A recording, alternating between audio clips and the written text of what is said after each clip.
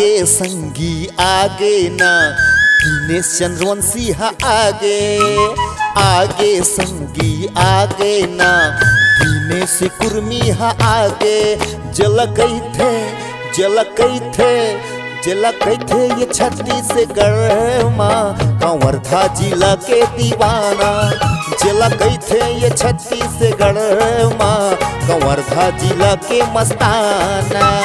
आगे संगी आगे ना फिर भी टेकरिया आगे संगी आगे ना दिनेश कुर्मी आगे।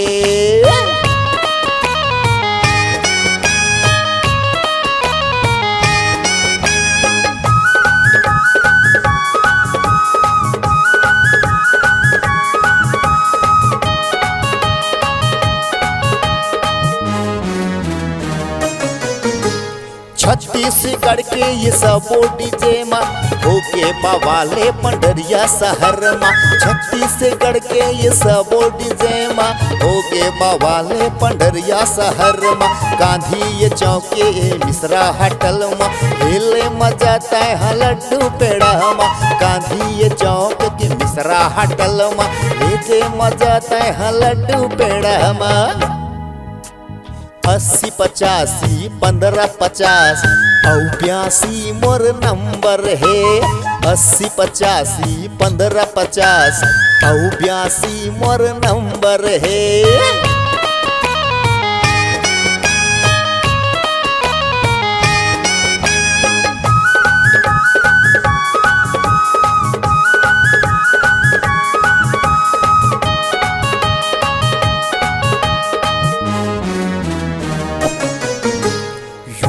मजाबे मोबाइल के गीते लपाबे एकरिया के यूट्यूब मजाबे मोबाइल के गीते लपाबे एकरिया के।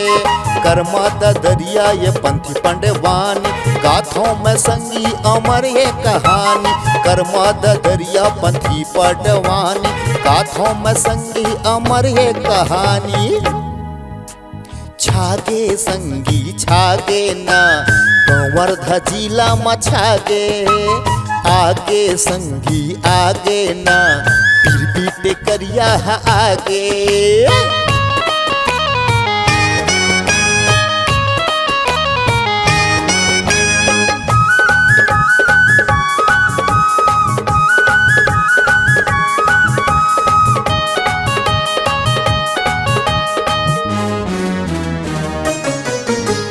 छत्तीसगढ़ के कंवरधा जिला तहसील पंडरिया धोखटिक रहैया।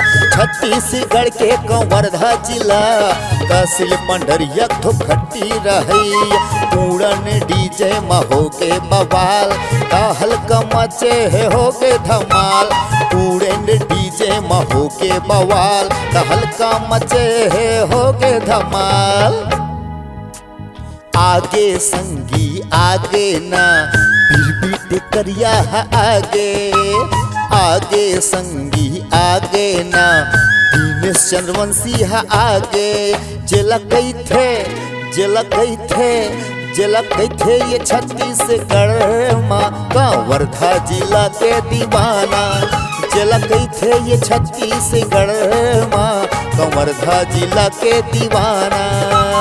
आगे संगी आगे ना फिर भी टेकरिया आगे संगी आगे ना दिनेश कुर्मी आगे जलकई थे ये छत्तीसगढ़ माँ कंवरधा जिला के दीवाना। जलकई थे ये छत्तीसगढ़ माँ कंवरधा जिला के मस्ताना।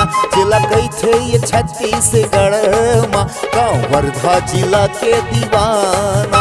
जलकई थे ये छत्तीसगढ़ माँ कंवरधा जिला के मस्ताना। जलकई थे ये छत्तीसगढ़ माँ फिर भी टेकरिया दीवाना। Multi track digital audio recording के लिए संपर्क करें RKK स्टूडियो दामापुर बाजार जिला कबीरधाम छत्तीसगढ़। मोबाइल नंबर है 9981298879। धन्यवाद।